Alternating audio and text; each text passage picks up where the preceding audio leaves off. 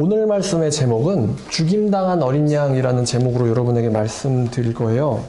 본문은 요한계시록 5장입니다. 4절부터 7절까지 읽겠습니다.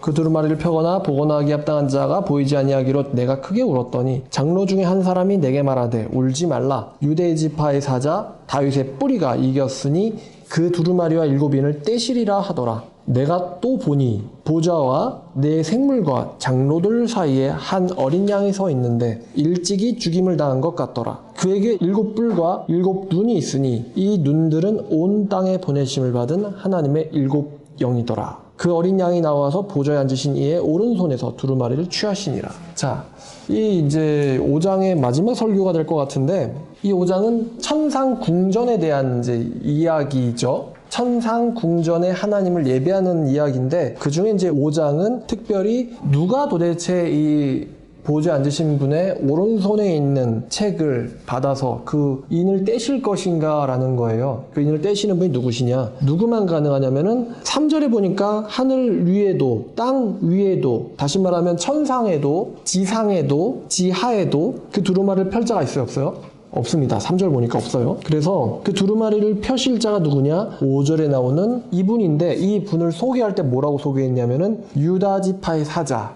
다윗의 뿌리가 이겼다고 합니다. 그리고 5장 6절을 보니까 어린 양을 표현을 하는데, 어떤 어린 양 하면은 일찍이 뭐를 당했습니까? 죽임을 당한 것 같은 어린 양이 있고 그에게 일곱 뿔과 일곱 눈이 있다고 했습니다. 제가 일곱 눈에 대해서는 설교를 했죠. 자, 그래서 나머지 모습에 대해서 이제 알려드리려고 합니다. 자, 이제 우리는 이제 알지만 예수님을 죽임당한 어린 양, 유다 지파의 사자, 다윗의 뿌리라고 표현을 합니다. 그럼 이 표현들이 어디서 연원해 왔는지, 어디서 기원이 되었는지 좀 알 필요가 있어 보이거든요. 이 표현은요, 창세기 49장에 나오는 야곱의 축복에서 나옵니다. 자, 창세기 49장 8절부터 10절까지인데요. 자, 창세기 49장 8절부터 보니까 유다야, 너는 네 형제의 찬송이 될지라. 지금 유다 지파, 유다에게 지금 축복을 하고 있습니다. 예언이죠, 사실. 예언을 하고 있는데, 너의 손이 원수의 목을 잡을 것이요. 자, 네 손이 네 원수의 목을 잡을 것이요. 목을 잡힌다는 건 무슨 의미죠? 이제 죽는다는 얘기죠. 치명상을 당하게 된다는 거예요. 네 손이 원수의 목을 잡을 것이요. 저는 이게 이렇게 보여요. 자, 잠깐만 요거 창세기 이렇게 손가락으로 끼고 창세기 3장을 가면은 창세기 3장 15절에 원시복음이라고 하는 예언의 말씀이 있습니다. 창세기 3장 15절. 자, 여호와 하나님의 예언이신데요. 내가 너로 여자와 원수가 되게 하고 내 후손도 여자의 후손과 원수가 되게 하리니 여자의 후손은 네 머리를 상하게 할 것이며 여자의 후손은 뱀의 머리를 상하게 할 것이며 너는 그의 발꿈치를 상하게 할 것이니라 라고 예언하십니다. 그러니까 여자의 후손이 뱀의 뭐를 상하게 해요? 머리를 상하게 한다. 여러분, 머리가 상한다는 게 무슨 상이죠? 치명상을 얘기하는 거죠. 살 가망이 보이지 않는 치명상을 머리가 상하게 된다라고 이제 표현하셨어요. 여기서 뱀이 뭐예요? 여기서 뱀이 벼룩 있는 뱀 말하는 거예요? 아니죠. 사탄의 머리를 부순다는 거예요. 다시 표현하면 사탄의 권세를 박살내겠다라는 얘기거든요. 사탄의 권세를 박살낸다. 자, 다시 창세기 49장으로 왔더니 유다의 손이 원수의 목을 잡을 거고 내 아버지의 아들들이 하나님의 자녀들이 너에게 절을 하리로다. 지금 저는 이렇게 이해가 됩니다. 모든 무릎을 주 예수의 이름에 꿇게 하시고 모든 무릎을 주 예수 앞에 꿇게 하시고 예수를 주라 시인하여 모든 백성들에게 예수 그리스도께서 경배를 받게 되는 이야기. 사실 요한계시록 5장의 핵심이기도 하죠. 요한계시록 5장에서 어린 양이 무엇을 받습니까? 내 생물과 천사들로부터 무엇을 받습니까? 24장로들로부터 뭘 받습니까? 경배와 찬송을 받습니다. 자, 그래서 네 아버지 아들들이 네 앞에 절하리로다. 유다는 사자 새끼로다. 내 아들아, 너는 움킨 것을 찢고 올라갔도다. 그는 엎드리고 웅크림이 수사자 같고 암사자 같으니 누가 그를 범할 수 있으랴. 규가 유다를 떠나지 아니하며, 규가 뭐냐면요, 왕의 지팡이에요. 영어로 스펙터라고 하는 건데, 왕의 지팡이, 규가 유다를 떠나지 아니하며, 그럼 유다가 뭐가 된다는 거예요? 왕이 된다는 거죠. 떠나지 않는다는 것은 영원한 왕이라는 거죠. 규가 유다를 떠나지 않으며 통치자의 지팡이가 그 발 사이에서 떠나지 아니하리니 실로가 오시기까지 이르리니 그에게 모든 백성이 복종하리로다. 이렇게 야곱의 아들인 유다에게 이런 예언을 합니다. 자, 그러면은 메시아에 대한 예언이 또 하나가 나오겠죠? 메시아는 무슨 지파에서 나와야 됩니까? 유다 지파. 갑자기 이런 생각이 딱 들었어요. 구원자들, 자칭 구원자들은 유다 지파인가요? 이런 생각이 좀 떠올라요. 자, 다시 요한계시록 5장으로 가겠습니다. 자, 이 유다는 사자 새끼로다. 이 예언에서 예수 그리스도를 묘사하기를 유다 지파의 뭐라고 묘사합니까? 유다 지파의 사자라고 표현합니다. 그러니까 우리가 믿는 예수님이 창세기의 예언의 성취라는 이야기를 지금 요한계시록은 하고 있는 거예요. 그죠? 창세기 예언의 성취다. 유다 지파의 사자이신 분이 이겼으니. 근데 또 그분을 또 뭐라고 얘기합니까? 다윗의 뿌리라고 얘기하죠. 그럼 다윗의 뿌리가 누구를 얘기하느냐? 요한계시록 22장에서 자, 요한계시록 22장 16절에 다윗의 뿌리를 표현을 하는데 나 예수는 교회들을 위하여 내 사자를 보내어 이것들을 너희에게 증언하게 하였노라. 혹시 뭐 착각하시는 분이 있을까봐 여기서 사자는 으르렁하는 사자가 아니고 메신저라는 뜻입니다. 내 사자를 보내어 이것들을 너희에게 증언하게 하였노라. 여기서 나는 예수님이십니다. 나는 다윗의 뿌리요 자손이니 곧 광명한 새벽별이라. 나 예수는 다윗의 뿌리요 자손이니. 지금 답이 나왔죠. 다윗의 뿌리가 누구를 말하는 겁니까? 지금 요한계시록에 따르면 예수 그리스도를 말하고 있습니다. 자, 그러면 이 다윗의 뿌리라는 것이 또 구약에서 나왔을 거 아닙니까? 그럼 우리가 이거를 또 구약에서 봐야 돼요. 이사야 11장에서 나옵니다.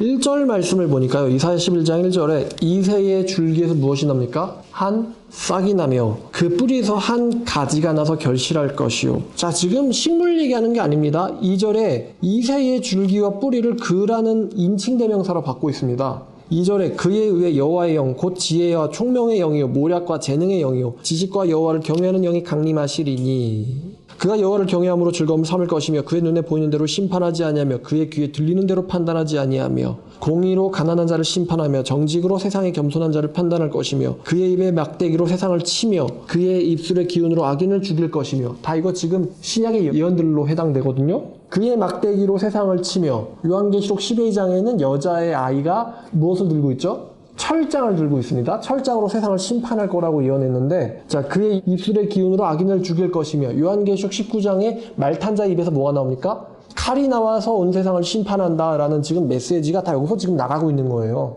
또 10절에 그날에 이새의 뿌리에서 한 싹이 나서 만민의 기치로 설 것이요 열방이 그에게로 돌아오리니 그가 거한 곳이 영화로우리라. 지금 여기서 세계 선교에 대해서 또 암시가 되고 있죠. 열방이 그에게로 돌아올 것이다. 그러면 여기서 지금 또 메시아에 대한 예언이 나오죠. 메시아를 통해서 모든 민족들이 그를 경배한다.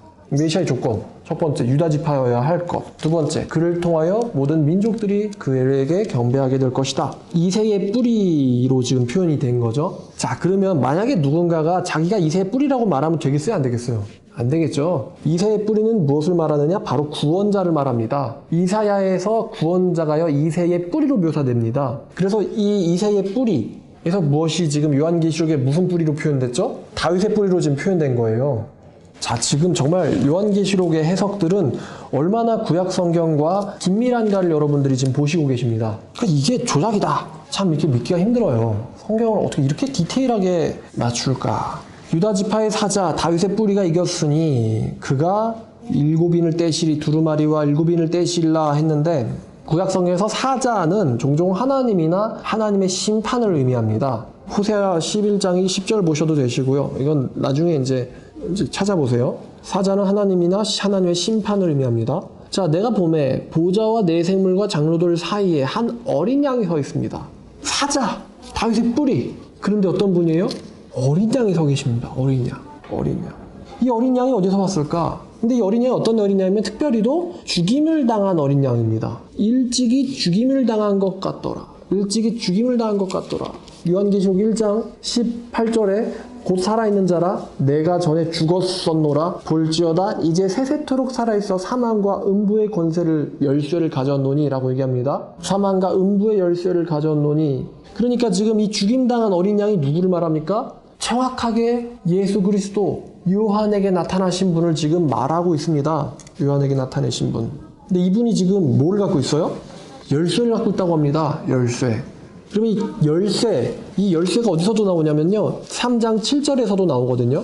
요한계시록 3장 7절에 빌라델비아 교회의 사자에게 편지하라 거룩하고 진실하사 다윗의 열쇠를 가지신 이라고 또 표현합니다. 열쇠를 가지신 이가 이르시되 그럼 이 또 열쇠도 구약에서 예언을 받아서 왔을 거란 말이에요. 이게 구약 어디서 왔냐면은 이사야 22장에서 또 옵니다.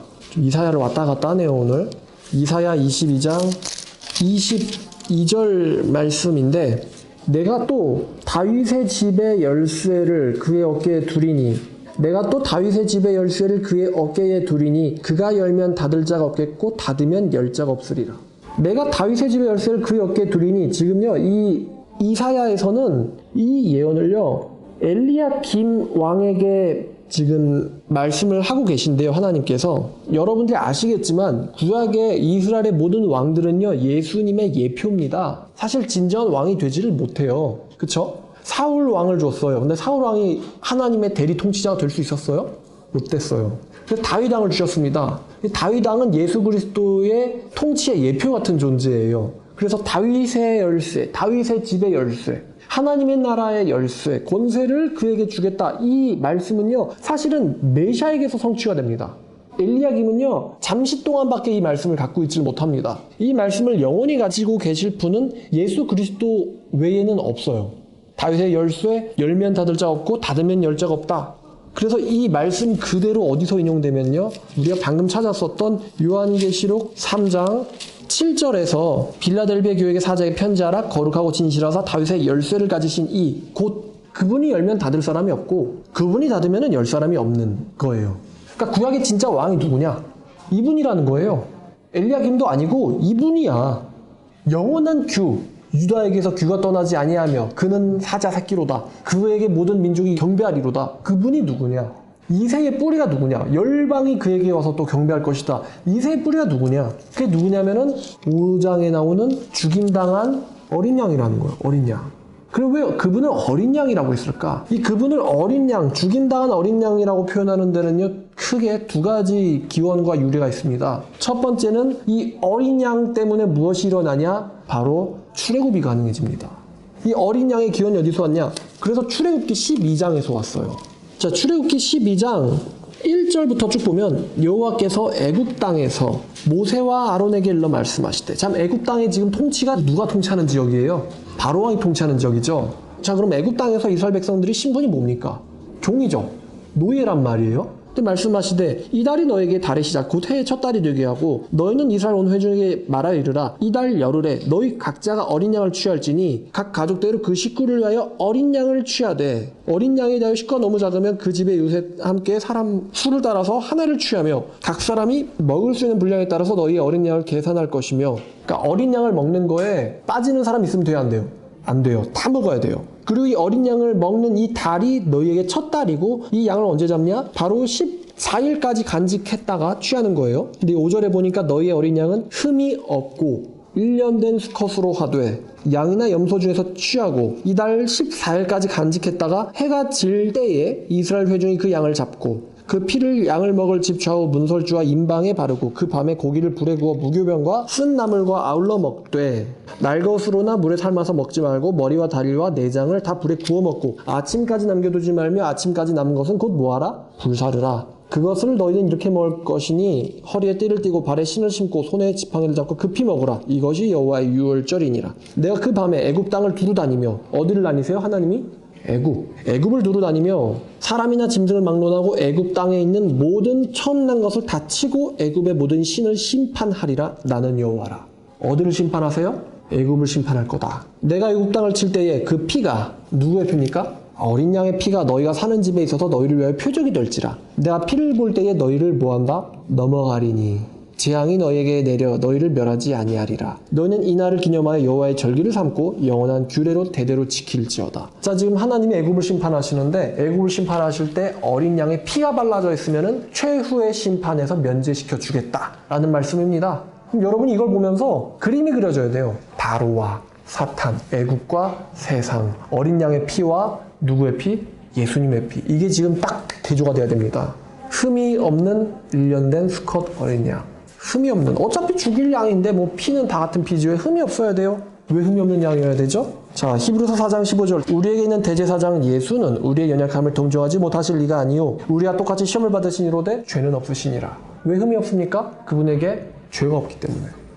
자, 그래서 이 분을 세례 요한이 이렇게 얘기합니다. 요한복음 1장 29절에 세례 요한이 뭐라고 얘기하냐면요. 요한께서 예수께서 자기에게 나오심을 보고 이르되 보라 세상 죄를 지고 가는 하나님의 어린 양이로다. 이렇게 표현합니다. 또 36절에 예수께서 꺼니심을 보고 세례 요한이 말하되 보라 하나님의 어린 양이로다. 자, 그럼 세례 요한이 하나님의 어린 양이다라고 얘기할 때 그거를 그 당시에 유대인들이 들었을 때 어떤 이미지가 떠오르냐? 자기들이 매년 먹던 유월절 어린 양이 떠오르는 거예요, 지금. 예수를 가리켜서 하나님의 어린 양이로다. 세상 죄를 뭐하는? 제거하는 하나님의 어린 양이다. 또 이 어린 양이라는 개념이 어디서 또 기원되어서 오냐면은 이사야 53장입니다. 이사야 53장은 여러분들이 아시죠? 메시아에 대한 예언이에요. 이사야 53장 7절인데요. 자, 이사야 53장 7절에 그가 곤욕을 당하며 괴로울 때에도 그의 입을 열지 아니하였음이며 마치 도수장에서 끌려가는 어린 양과 털 깎는 자 앞에서 잠잠한 양같이 그의 입을 뭐하지 않습니까? 열지 아니하였도다. 그는 어린 양같이 그의 입을 열지 아니하였도다. 이사야에 등장하는 어린 양은 어떤 어린 양이냐? 고난받는 어린 양이에요. 고난받는 어린 양. 고난받는 어린 양, 유월절 어린 양.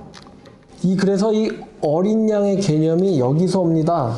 이거를 사도들도 알고 있고요. 세례 요한도 알고, 세례 요한은 본인이 구약의 예언을 끌어가는 자이기 때문에 모를 리가 없겠죠. 사도들도 알고 있습니다. 그래서 사도행전 8장 보시면요. 사도행전 8장 32절에 그가 읽는 성경 구절은 이것이니 일러스되 그가 도살자에게로 가는 양과 같이 끌려갔고 털 깎는 자 앞에 있는 어린 양이 조용함같이 그의 입을 열지 아니하였도다. 34절로 넘어가서요. 내시가 빌립에게 말하되 청컨대 내가 묻노니 선지자 이사야가 이 말한 것이 누구를 가리킴이냐? 자기를 가리킴이냐? 아니면 타인을 가리킴이냐? 그래서 35절에 사도 빌립이 입을 열어서 이 글로부터 시작하여 누구를 가르칩니까? 예수를 가르쳐 복음을 전하니. 그러니까 사도 빌립은 지금 이 이사야의 예언이죠. 이사야의 예언이 말하고 있는 어린 양이 누구를 가리키고 있다고 알고 있는 거예요? 예수를 가리키고 있다는 것을 사도 빌립이 알고 있는 겁니다. 어린 양이 입을 열지 아니하였도다. 어린 양은 털 깎는 자 앞에서 잠잠한 것처럼 도살자들 앞에서 입을 엽니까? 안 엽니까? 입을 열지 않습니다. 또 고린도전서 5장을 가시면요. 7절 말씀에 너희는 누룩 없는 자인데 새 덩어리가 되기 위하여 묵은 누구를 내버리라. 우리의 유월절 양 곧 그리스도께서. 사도 바울이 유월절 양을 누구로 정확하게 맞춥니까? 그리스도께서 희생되셨느니라. 유월절 양이든 속죄의 양이든 속죄 제물로서의 양이든 무엇을 당합니까? 죽임을 당합니다. 그 피를 볼 때에 뭐가 넘어가요? 여호와의 사자가 그 피를 볼 때 뭐가 넘어갑니까? 죽음의 재앙이 넘어가요. 죽음의 재앙. 자, 여러분 죽음엔 두 종류가 있죠. 첫 번째는 육신적 죽음이요. 두 번째는 영적 죽음입니다. 영적 죽음이 뭡니까? 지옥으로 던져지는 게 영적 죽음이에요. 둘째 사망, 영적 죽음, 지옥 던져지는 게 영적 죽음이에요. 근데 유월절 어린 양이 무슨 죽음을 유월시킵니까? 육신적 죽음을 유월시킵니다. 그렇다는 건 진짜 양은 무슨 죽음을 유월시킨다는 거예요? 진짜 양은 영적 죽음을 유월시킨다는 거예요. 신기하죠? 이게 다 모티브가 들어맞는 거예요. 그러니까 예수님 믿으면 지옥에 안 가고 어디 간다는 거예요? 천국 간다, 영생 얻는다 라는 의미가 되겠습니다. 자, 베드로전서 1장에 보면요 9절인데 자, 믿음의 결국 곧 영혼의 구원을 받음이라. 이 구원에 대하여는 너희에게 임할 은혜를 예언하던 선지자들이 연구하고 부지런히 살펴서 자기 속에 계신 그리스도의 영이 받으실 그 고난과 후에 받으실 영광을 미리 증언하여 누구를 또는 어떠한 때를 지시하시는지 상고하니라. 이 섬긴 바가 자기를 위한 것이 아니요 너희를 위한 것이 계시로 알게 되었으니 이것은 하늘로부터 보내신 성령을 힘입어 복음을 전하는 자들도 이제 너희에게 알린 것이요 천사들도 살펴보기를 원하는 것이니라. 이렇게 얘기합니다. 자, 그래서 이 구약의 예언들은 우리에게 예언이 되어 있다라는 거죠. 자, 여러분 혹시 기억나요? 어린 양에게 뿔이 몇 개입니까? 어린 양에게는 뿔이 7개입니다. 어린 양에게는 뿔이 7개고 눈이 7개입니다. 자, 그러면 뿔이 무엇을 상징할까? 이 다니엘 7장 7절에 내가 밤 환상 가운데 그 다음에 본 넷째 짐승은 무섭고 놀라우며 매우 강하고 또 쇠로 된 큰 이가 있어서 먹고 부서뜨리고 그 나머지를 발로 밟았으며 이 짐승은 전에 모든 짐승과 다르고 또 뭐가 있습니까? 10뿔이 있더라. 10뿔이 있더라. 넷째 짐승에게는 뭐가 있냐? 뿔이 있다. 요한계시록 12장으로 넘어가서 요한계시록 12장 3절에 용이 나오는데요. 요한계시록 12장 3절에 나오는 용이 하늘에 또 다른 이적이 보이니 보라 한 큰 붉은 용이 있어 머리가 일곱이요 뿔이 열이라. 그 여러 머리에 일곱 왕관이 있는데, 자, 용에게 뿔이 몇 개예요? 10개가 있다는 거예요. 용에게도 뿔이 10개예요. 자, 13절에 내가 보니 바다에서 한 짐승이 나오는데 뿔이 열이요 머리가 일곱이라. 이 바다에서 나오는 짐승에도 머리가 일곱이고 뿔이 열입니다. 여러분 잠깐 헷갈릴까봐 제가 한마디 하면요. 요한계시록 12장 3절에서 나오는 이 머리가 일곱 뿔이 열 달린 짐승이랑요. 13장 1절에서 나오는 바다에서 나오는 짐승 있잖아요. 이 짐승은요 다른 존재입니다. 12장에 등장하는 용은요 원래 하늘에서 쫓겨난 거예요. 12장에 등장하는 용은 하늘에서 7절에 전쟁이 있어가지고요. 전쟁 일으키다가 8절에 이기지 못하여 9절에 보니까 용이 내쫓겨버려요. 하늘에서. 12장 9절에서. 그래서 용은 하늘에서 내쫓긴 용이고 이놈의 이름이 마귀, 옛뱀. 누구 미혹했던 애예요? 옛날에 하와 미혹하던 애예요. 옛뱀, 마귀, 또 다른 이름은 사탄. 그리고 이 녀석이 하는 일이 뭡니까? 온 천하를 꿰는 자. 그리고 10절에 하나가 더 있는데 이놈이 뭐라냐? 우리 형제들을 뭐하던 놈이에요? 참소하던 놈이 얘고, 13절에 나오는 짐승은요 하늘에서 쫓겨난 놈이 아니고 바다에서 나온 애예요. 바다에서 나온 짐승인데 뿔이 열이요 머리 일곱이라. 자, 그리고 11절에 또 다른 짐승이 나와요. 지금 짐승 3마리 나옵니다. 여러분 헷갈리지 마세요. 세 번째 짐승은 또 다른 짐승이 땅에서 올라오니 얘는 또 땅에서 나와요. 자, 지금 출신이 나오죠. 첫 번째는 하늘에서 쫓겨남, 두 번째는 바다에서 나옴, 세 번째는 땅에서 올라왔는데 어린 양같이 두 뿔이 있고 용처럼 말을 하더라. 자, 얘도 뿔이 있어요. 자, 그럼 여러분 뿔이 뭐냐? 뿔은요 권세와 힘을 상징합니다. 뿔은 권세와 힘을 상징한다. 혹은 왕좌, 왕권을 상징하기도 합니다. 뿔은 권세와 힘을 상징해요. 그렇다는 얘기는 사탄도 또 세상의 왕이나 여기 나오는 세 번째 짐승도 지상에서 뭐가 있어요? 권세와 힘이 있다는 거예요, 이놈도. 그리고 머리는 뭘 상징하냐? 머리는 나라를 상징합니다. 머리는 나라를 상징합니다. 자, 그러면 다시 요한계시록 본문으로 오면 요한계시록 본문 5장, 여러분들이 어린 양에 대한 이미지를 다 모아와야 돼요. 요한계시록 본문 5장에 보면은 이 유다 지파의 사자, 야곱의 예언의 성취, 다윗의 뿌리, 이사야 예언의 성취입니다. 또 다윗의 열쇠를 가지신 분, 이 분이 어떤 분이냐면은, 어떤 특징이 있냐면 7뿔이 있습니다. 7뿔이 있다는 건 여러분 혹시 숫자의 비밀이라는 말씀에서 7이라는 숫자가 무엇을 의미하죠? 완전하다, 충만하다라는 뜻을 갖고 있습니다. 그럼 7뿔이 있다는 거는 이 분에게 이 권세와 왕좌가 한정되어 있다는 거예요? 영원하다는 거예요? 이분이 영원한 왕이라는 거예요. 용은 10번의 권세가 있어요. 근데 이분은 영원한 권세가 있습니다. 자, 요한복음 보면 18장에 빌라도와 예수님 사이에 대화가 나옵니다. 아까 여러분 털 깎는 자 앞에서 양이 말이 있어요? 잠잠해요? 잠잠하시죠?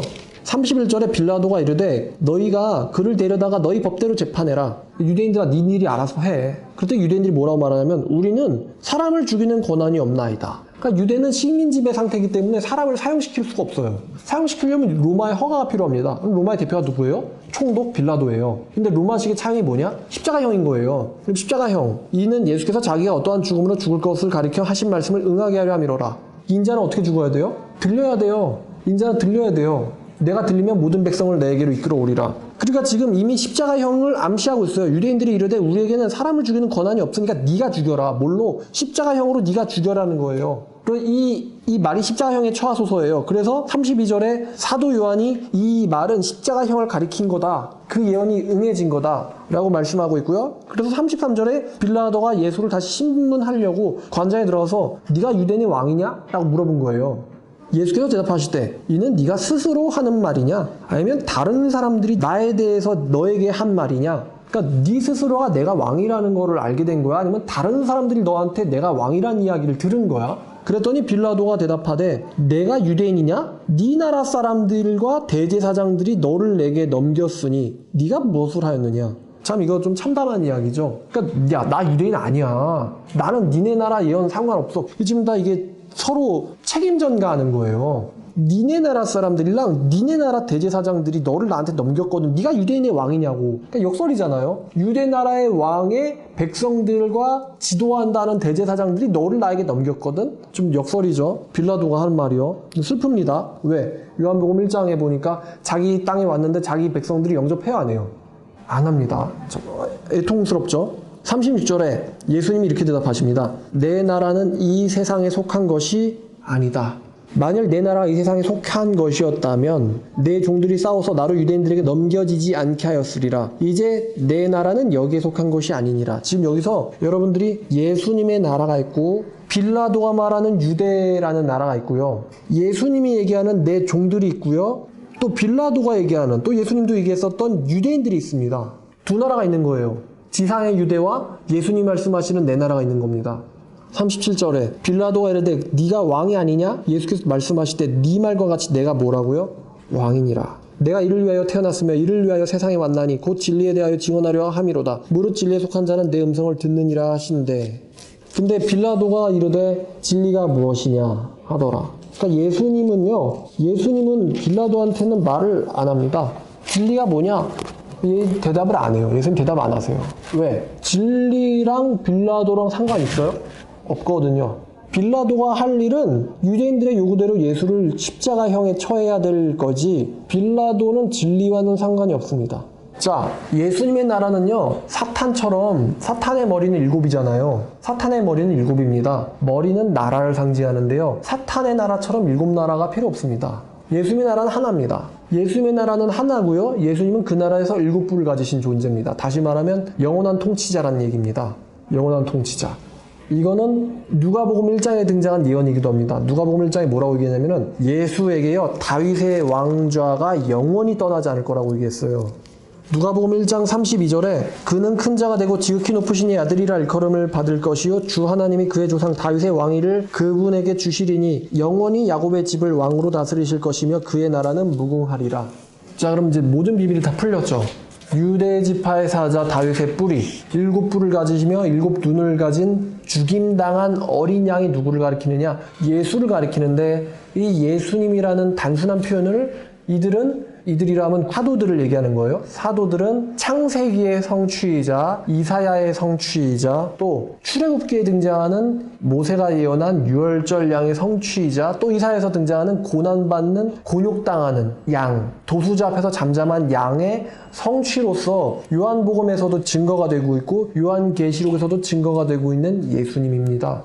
이분은 이 군사적 뿔은 힘을 상징하기 때문에 군사적 메시아를 지금 우리에게 나타내주고 있지만, 이 군사적 메시아, 전쟁의 왕이신 이분의 승리는요, 죽음으로 확정됩니다. 십자가에서 죽으심으로, 역설이죠. 십자가의 죽으심으로 어린 양의 승리가 확정됩니다. 십자가에서의 죽으심이 어린 양의 승리였어요. 자, 그래서 이 예수님은 구약의 예언대로 유월절 양, 사도 바울이 뭐라고 말했죠 아까? 유월절 양이신 그리스도께서 우리를 위해서 희생되셨다 그랬어요. 유월절 양을 언제 잡습니까? 유월절 날에 잡습니다. 예수 그리스도께서 언제 돌아가셨어요? 유월절 날 돌아가신 거예요. 그러니까 양의 피를 발라야지 재앙이 유월되잖아요. 그 양의 피를 발라야지 재앙이 유월되는데, 예수님이 요한복음 6장 53절에서 뭐라고 말씀하셨냐면은 내 피를 마시지 아니하면 너에게 생명이 없다라고 말씀하셨습니다.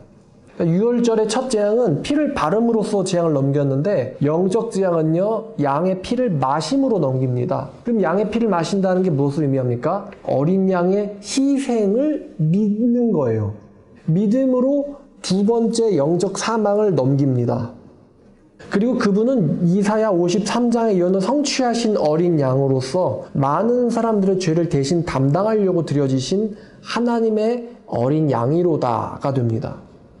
자, 그래서 이 어린 양이, 죽임당한 어린 양이 찬양을 받는 게 요한계시록 5장이에요. 그래서 이제 5장 9절에 그들이 새 노래를 불러 이르되 두루마리를 가지시고 인봉을 떼기 합당하시도다. 일찍이 죽임을 당하사 계속 반복됩니다. 요한계시록 1장 18절, 또 요한계시록 5장 6절, 요한계시록 5장 9절에서 반복되죠. 일찍이 죽임을 당하사 각 족속과 백성과 나라 가운데서 사람들을 뭘로 샀습니까? 자기의 피로 사서 하나님께 드리시고, 왜냐면은 이들을 하나님이 받으려면 이들은 죄인이거든요. 그러니까 피가 없이는 뭐가 없냐면 죄사함이 없어요. 그래서 죄사함을 해야지만 이들을 하나님이 받을 수가, 어떻게 하나님이 죄인을 가져갑니까? 그래서 죄인들을 사기 위해서 피로 샀다라고 표현한 거예요. 피로 하나님께 드리시고 이들로 하여금 하나님 앞에서 나라와 제사장들을 삼으셨으니 그들은 땅에서 왕노릇할 것이다. 이런 찬송을 받으시는 거죠. 또 내가 보고 들음에 보좌와 생물들과 장로들이 둘러선 천사들이 만만이요 천천인데, 이들이 또 누구를 찬양하면은 죽임을 당하신 어린 양, 또 죽임 당하신 어린 양을 찬양합니다.